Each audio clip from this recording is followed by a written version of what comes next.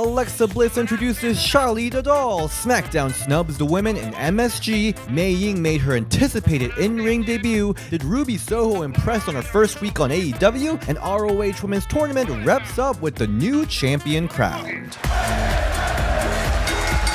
Welcome if you're returning to Belle, this is DS and this is Women's Wrestling Weekly Recap, where we recap mostly everything that happened. Let's jump right on to Raw. By the way, I'm wearing Kimura Hall t-shirt because it's her birthday. Happy birthday, Kimura! So this Raw, we got 4 women's matches. It all started with Charlotte Flair versus Shayna Baszler in a singles match. This, unlike Charlotte and Nia match, was not a shoot style, which is kind of like interesting if you think about it, because Shayna was a shoot fighter. So if you want to do a shoot style fight, why don't you do it with Shayna? Before this match happened, we saw a generic Charlotte Flair promo, I am a queen. And also we got a little backstage peek into the conversation between Shayna Baszler and Nia Jax before this match. This match is really entertaining, really good back and forth. I do have to say, I do miss Shayna Baszler when she was threatening. Compared to where she was in NXT to Survivor Series and Elimination Chamber, I think she's kind of like the toothless version of Shayna Baszler, which I'm kind of like sad about. I feel like I'm robbed of the actual Charlotte Flair, the queen, versus the Queen of Spades, undefeated Shayna Baszler. I feel like that's really the match that we deserve, and hopefully we can get that in the future, but right now, this is what we have. During this match, Nia Jax came in, and just like what Shayna did last week, she disrupts the match on the same apron, and Charlotte Flair picks up the win from Shayna Baszler with a big boot. So really good for Charlotte Flair for defeating 2 of the most dominant people on Raw, Nia Jax and Shayna Baszler. And then next week, it's announced that we'll see a match between Nia Jax and Shayna Baszler. I really hope it just kind of builds into their actual match in Extreme Rules, because I want to see Extreme Rules match between them. The only thing is like Shayna and Nia feud is like 2 losers fighting, but I'm also at the same time salivating on what their feud's gonna look like. Stratified about this match. After this match, Alexa Bliss comes out with a gift. People are really into Alexa Bliss right now. A lot of crowd cheer, and in this segment, Alexa Bliss presents Charlotte Flair with Charly the Doll. This was a very cutesy segment, and I think people will be kind of divided on how they feel about this. Where do I belong? I actually liked it. I actually really like it. I personally hoped Alexa Charlotte to be a little more serious, go into more of a darker side of Lily and Alexa Bliss's character, but at this point, I think it's not gonna happen. We've seen that with Eva Marie, and we're seeing that again with Charlotte Flair, and so I kind of gave up on my hopes on that, just kind of seeing this as is. Alexa and Charlotte, they're both very comfortable with promo, and you can clearly see that here. They're having fun. I love them. Alexa was like, come on, pull your hair down. Have some fun. Let your hair down for once. Down. Again, with the rate of where this is going, it's not going to be like a blood feud of any sorts. If anything, it reminds me more like a classic diva feud where like they like to dress up as each other, like give each other gifts, you know, like Paige AJ situation. It's more of that vibe than like evil, mystic, magical situation, which is definitely the potential that Alexa Bliss have. And maybe if their feud continues, we can ultimately get to the area. But regardless of the potential, I did like it. I thought it was cute. I'm stratified. I want Charlie. I kind of want the whole collection. I want like the Trish Stratus version. I like Sasha Banks version. I want the whole collection now. Next thing, I did not expect this to happen. We got almost like 30 minutes for our tag team division storyline. We start backstage with Rhea and Nikki, and then Natalya and Tamina came and they brawled, and Sonya Deville came in and stopped it and called Nikki ASH American Horror Story. So happy that happened, because I always made a typo of AHS, which is American Horror Story. It's Nikki AHS. Obviously, if you're watching American Horror Story, she means Nikki ASH. Love that Corey Graves actually mentioned it, because that was specifically the reason why I was keep making that typo. And then we had a match between Nikki and Tamina, and this was actually like a full-on, pretty long match. I wasn't mad about this match. Really cute match, actually. I think Tamina at the end looked a little winded down. Maybe that's what happened with the ending. At the end, Nikki picks up the win with the tornado DDT, but then Tamina's music hit, and the ring announcer said Tamina won. So I wonder if Tamina was supposed to win. I don't know what happened. It was weird, but it didn't end there. We went into the brawl. Nikki was thrown into the barricade and sent to the medical. And then we went into Natalya versus Rhea Ripley match. Another pretty long match we saw, and this was really entertaining too. Natalya was really feeding us with all the swearing like bitch. Best. I like that. That's proof in and of itself. Come on, you guys. Yes, like very mouthful in this match. Also, the wrestling though, she was really smooth, and her and Rhea Ripley had some really good chemistry. I'm still not used to tag division having so much time for their storyline, so I was like, okay, I like that we were having a lot of time, but where is this going? Where we were going was Nikki Ash being backstage. She came back out to help Rhea Ripley and help Rhea win this match with a submission. Actually, that was really cool too. There was definitely a storyline and character they wanted to bolster. I think it worked, and I think it was just generally refreshing to see Tamina and Natalya get so much time. Satisfaction for me. Fourth match we saw was Eva Marie versus Doudrop, and this time was actually a match. Honestly, I thought there will be some shenanigans, but there wasn't. It was just clear cut match where Eva Marie tried to wrestle, but she lost to Doudrop pretty clean. I'm a little confused. Is this the end of the feud, or are they like getting ready for the next chapter? I think Eva will be bringing in a muscle. I think that's where they're going at, but I think right now, generally, the storyline is just not working very well. I think it's Eva Marie, and I really hate to say this because I used to be an Eva Marie believer. I know that she has limitations, but she had this huge heat that made her very unique. This time around, she doesn't seem like she has a lot of heat. There's no go away heat. So I don't know even if she brings in muscle, if it will be effective. But yeah, a little worried about this, but excited to see where this goes. All right, so let's go to NXT. And this last NXT, as we know it, had some amazing women's action. We got 3 women's matches, starting from Ember Moon versus Kaylee Ray, the newcomer to NXT. And this match was freaking amazing. Here again, she's just here to show everyone who Kaylee Ray is. And Ember Moon as an opponent was the perfect choice. I feel like we always forget how amazing Ember Moon is. She is so underrated. Ember Moon may be one of the best sellers in WWE Women's Division. I mean, her selling is absolutely amazing. From the Tornado DDT, oh my gosh, she's such a good babyface. She has one of the best comebacks in WWE. That combined with Kaylee Ray, how vicious she is, and she was vicious in this match. But also Ember's kick to Kaylee Ray, that was like...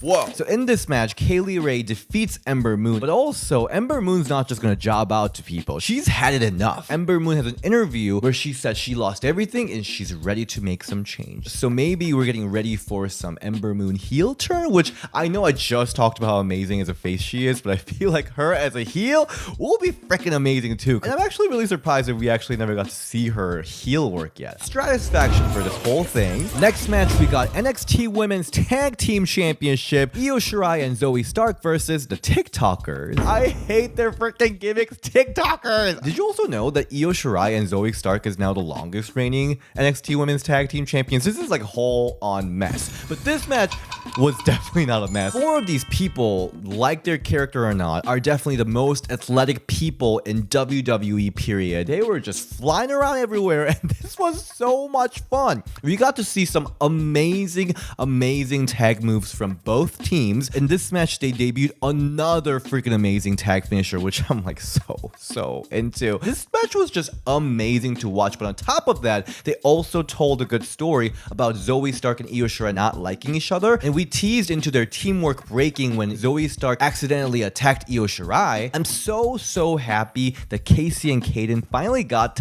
this important match. I know that this was just NXT episode, this is not TakeOver, but I'm glad that finally had this kind of a big, good match that they can show everyone that they're actually amazing, so talented. I don't know where Io and Zoe's going with this storyline, but also WWE is like so into this tag team who can't stand each other storyline. But after this match, Casey and Kaden was ambushed by the team of Mandy Rose with like a face guard now. So she brought her other 2, Gigi and JC, and attacked Casey and Kaden. Yeah, shades of Trish Stratus. But I also love that Mandy's bringing back the absolution realness, bringing the random 2 girls into this random team.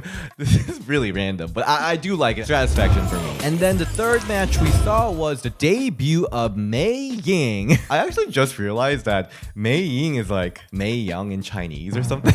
I don't know. Mei Ying had this debut and I freaking loved every single moment of it. The production was on point. They were excited for this character, from the blurs, from the camera angle to the lighting. It was just, everything was just so perfect. I'm actually really excited about this. This is a really cool character. Mei Ying was mostly unaffected by all the offense. She defeated her opponent just like that, and I am very satisfied. We also saw some really cute segments in this NXT. We saw the bachelorette party for Index, and it was full of shades. I love when WWE don't take themselves very seriously and do these like campy stuff. Those are my favorite type of content. So Stratisfied for me. And we also saw Robert Stone Brand talked about how Frankie Monet got her women's championship opportunity from Raquel Gonzalez on the first rebranded NXT this week. All right, let's go to Dynamite, and Dynamite is all about Ruby Soho. And Ruby Soho had this interview segment. She won the Casino Battle Royale at All Out, so she is a #1 contender for Britt Baker's AEW Women's title,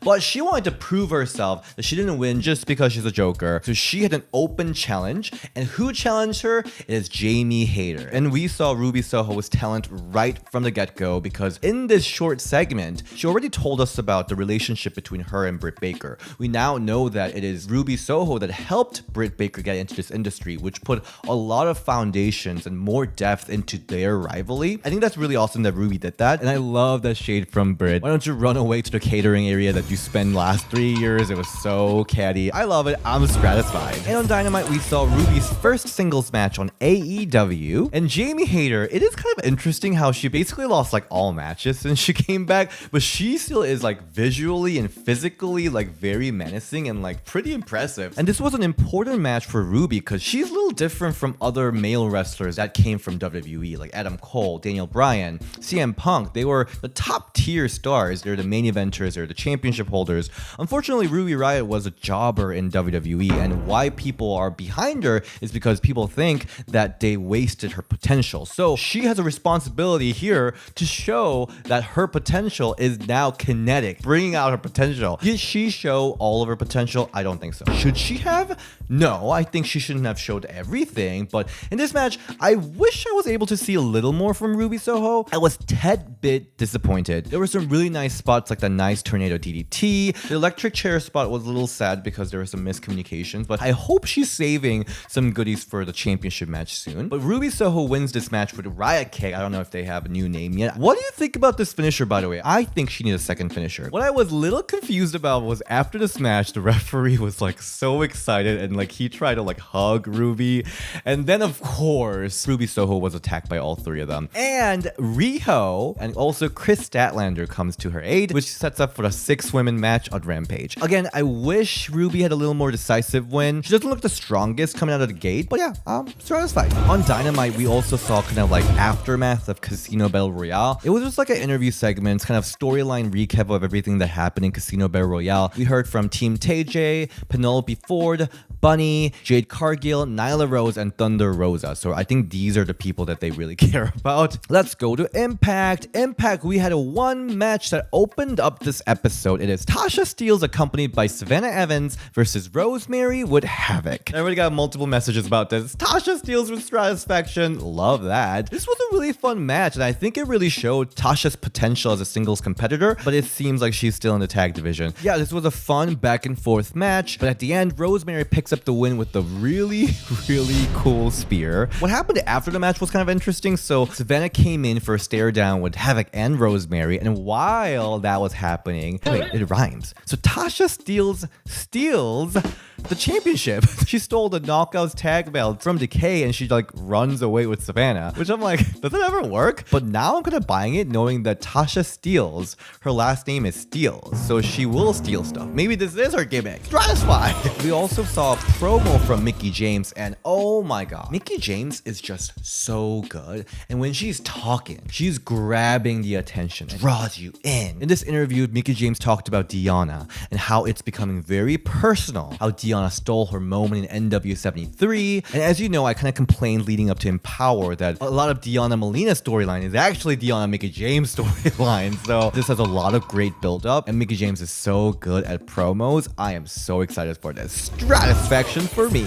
Great news that Gail Kim and Christy Hemme announced was Knockouts Knockdown pay-per-view is coming back in October. They're all women's pay-per-view. WWE can say whatever they want about how they started the evolution, but really it was the Knockouts that were doing it way before WWE ever started really investing in women's divisions. So this is like the hometown of good women's wrestling, and they're bringing back their Knockouts pay-per-view, and they're actually taping it this weekend. So I am driving my way from Chicago to Nashville. They also announced Lady Frost, Renee Michelle, and Mercedes Martinez. So that's gonna be really, really big. They also announced Monsters Ball match in honor of Daphne, all-female commentary team, referees, and ring announcers. So this is gonna be a freaking amazing, historic event. If you're nearby Nashville, come say hi. I'll be there. But if you can't make it, this pay-per-view will air in October. Let's go back to AEW. It's Rampage time, and we got the 3-on-3 6-women tag match. It's very diva-esque. Baker, Rebel, and Jamie Hayter versus Ruby Soho, Riho, and Chris Statlander. First of all, I popped for Riho throwing her coat to Orange Cassidy, and that interaction was really funny. Orange Cassidy is funny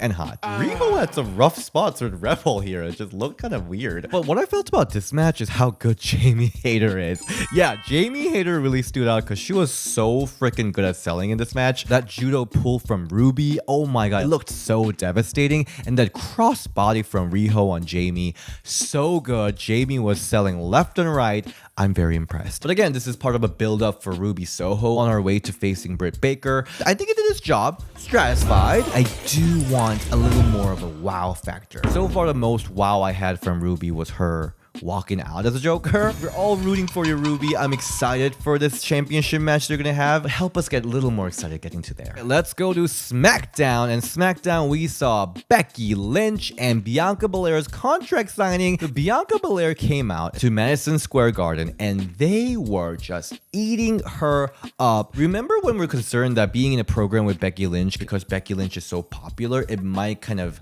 take the shine off of Bianca? Oh no, that was completely wrong, because Bianca is a f***ing star and everyone's obsessed with her. And her promo here was so good. She was talking about the respect that she has for Becky Lynch and her desire to win the title back, which is like, yeah, very face thing to talk about. But just the way she delivers it, the passion that she brings, the charisma, it just makes everything so genuine, and I'm so here for her. After this promo, Becky Lynch comes out. I don't know, she killed an Elmo. Remember she had like that big bird coat? Maybe she got it for like 1+1. I don't know. Maybe she's shopping with Seth Rollins, but it's doing her job. She's coming in with that sunglasses, saying that she's a big time Becky. Yeah, I mean, we were talking about how she was like kind of like a tweener in the last couple weeks. Here, she was definitely more heel. She's saying that she's a big time. She's an original WrestleMania main event winner. And I love when she said, "You can be the fan, I will be the man." Complete heel work from Becky Lynch, and props to her again. Like, she's doing a really good job. I think this is a really interesting storyline with a lot of layers and character development. So I love it. I freaking love when Bianca's like, sign it, sign it, sign it, sign it, sign it, sign it. Sign it, sign it, sign it, sign it, sign it. Sign it. I was like, God damn it. Just sign it, Becky. And when Bianca just catched that contract, this contract signing didn't end up with like table breaking like most, but it was very satisfying either way. So I really liked it. Super satisfied with it. What I'm not satisfied is how, other than this, we had no women's segments or matches in Madison Square Garden. And we had the news about Zelina Vega and Carmella, who was supposed to have a match, and it got nixed. Especially Zelina, given that this was a 20th anniversary of 9/11. And Zelina's father being a victim of that. This was a very special day for her in New York. For WWE to be like, we don't have time for you, that is kind of gross, to be honest. That really put sour taste in my mouth. I feel so bad for Zelina. So that was a really disappointment. I mean, last week we saw some really fun segments from the women, but this week, nothing. Really disappointing. But please do go check out Lillian Garcia, who returned for this SmackDown and did this beautiful version of the national anthem. It was just amazing. It was just beautiful is the word I used. Before we wrap up, I want to talk briefly about the ROH Women's Tournament that wrapped up at ROH pay-per-view Death Before Dishonor. So the final match was Rok-C versus Miranda Alize, and I knew that there were some of the fan favorites going into this match, but I didn't think these two will be the finalists because they also had a lot of veterans and like formal champions like Sumi Sakai and Angelina Love. So I thought it would be like one newbie and one ROH veteran, but no, they really gave the spotlight to two 2 newcomers to ROH. That was really awesome. Props to Maria. And this was a freaking almost 20-minute match. What a great match. I gotta love the storyline of Miranda just like really pissing Rok-C off to throw off the game, and the heel face dynamic, the chemistry, and a lot of drama. It was really fun match. I came in with not much expectation, but I was definitely proven wrong. And at the end, we saw Rok-C pick up the win with Code Red, becoming the new returning ROH Women's Champion. It was absolutely amazing. Her parents here to celebrate with her. 100% satisfied. Props to everyone in ROH and Maria for putting this amazing tournament together. That's it for this week's review. Thank you so much for joining. And if you haven't watched our Empower interview special series with 11 amazing women, including Mickie James, Awesome Kong, Taryn Terrell, Melina, you gotta watch it right now. You can also find me on Instagram at DSShin and Ring the Bell DS on Twitter. And you can also find me this weekend in Nashville watching all Knockouts pay-per-view. If you see me there, please say hi. And I'll see you next week for another recap. Bye!